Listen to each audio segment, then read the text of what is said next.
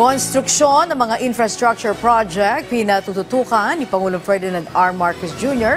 sa bagong liderato ng Department of Transportation. Ito'y para mas mapabilis pa ang trapiko sa bansa. Si Kenneth Pacientes sa sentro ng balita.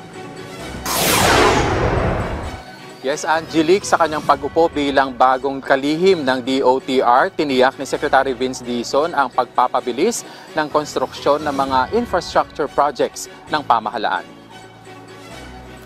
Matapos ang kanyang formal na panunumpa kay Pangulong Ferdinand R. Marcos Jr. bilang bagong kalihim ng Transportation Department, iisa lang daw ang marching order ng Pangulo sa kalihim, ang maayos at episyenteng transport system sa bansa. Yan daw ay para maibsan ang kalbaryo ng mga commuter sa kanilang pang-araw-araw na buhay. Bagaman may mga kasalukuyan ng proyektong pang-infrastruktura, tututukan daw ng kalihim ang mga short-term solution sa ilang transport system sa bansa. Kabilang na anya riyan ang gawing mas efficient ang EDSA busway sa pamamagitan ng mabilisang pag-dispatch ng bus para maiwasan ang pagtukod ng trapiko. Dapat din anyang dagdagan ang mga bago ng MRT, gayon din ang mga sidewalk para sa mga individual na hindi naman kailangan mag-commute papasok sa trabaho o eskwela. Tutugunan din daw ng kalihim ang ilang isyong kinaharap ng ilang big-ticket infrastructure project, kabilang na ang right-of-way issues. Pero ang right-of-way, ang solusyon niyan hindi lang manggagaling sa Department of Transportation.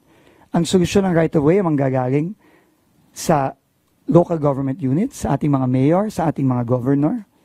Manggagaling yan sa ating private sector kasi marami sa mga lupang kailangang gamitin ay nasa kamay ng pribadong sektor. And we have to work together. No? At manggagaling yan sa mga iba't ibang ahensya ng national government. Sa usapin naman ng PUV modernization, sinabi ni Dizon na sang-ayon siya rito. Pero kailangan pa niyang pag-aralan itong mabuti at kunin ang panig ng transport workers. Brainer yan, no? Pero siguro kailangan pag-aralan ng mabuti, no? Aaminin ko, hindi ko pa masyadong kabisado ang mga issues, pero sa nababasa ko sa mga na-report nyo in the past, ang kailangan talagang kausapin natin dito ay yung mga transport workers, yung ating mga operator, yung ating mga driver. Kasi at the end of the day, kung ano ang dagdag na gastos, sila ang kailangan mag-bear nun, sila ang sasalo nun eh.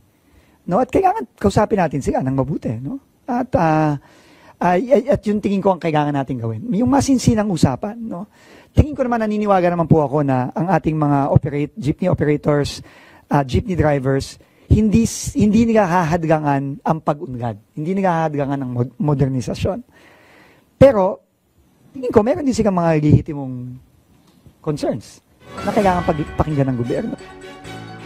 Samantala, Angelique, sa kanyang pagsisimula sa trabaho, agad na ipinag-utos ni Dizon ang suspension ng cashless toll collection sa mga tollway na iminungkahi kamakailan ng Toll Regulatory Board. This was tried already in the past, no? Several years ago. And we probably all remember what happened in Bagintawak and in other choke points on NLEX and SLEX. Nagkabulbul yan. No? Kasi, I guess for whatever reason, hindi na-disseminate ang information. Para sa akin, ang personal kong pananaw, and I've communicated this already to TRB, having a cashless system is not pro-poor. It is anti-poor. Angelique, tiniyak din ni Secretary Vince Dizon na pag-aaralan niyang mabuti ang mga proyekto ng pamahalaan para matiyak ang agarang pagpapatupad ng mga ito. Angelique. Okay, so Kenneth, meron bang inaasahang pagbalasa sa loob ng DOTR sa ilalim ng pamumuno ni Secretary Dizon?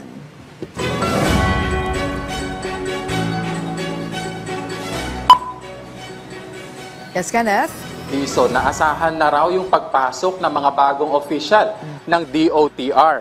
Dahil giit ng kalihim, walang dapat na oras na masayang, kaya mas mabuti na maalam yung mga papasok na DOTR official para mas mapabilis yung trabaho ng ahensya. Gayunman, Angelique, sinabi rin ni Secretary Vince Dizon na may mga incumbent official naman ng DOTR ang mananatili sa loob ng ahensya. Angelique. Okay, maraming salamat, Kenneth Paciente.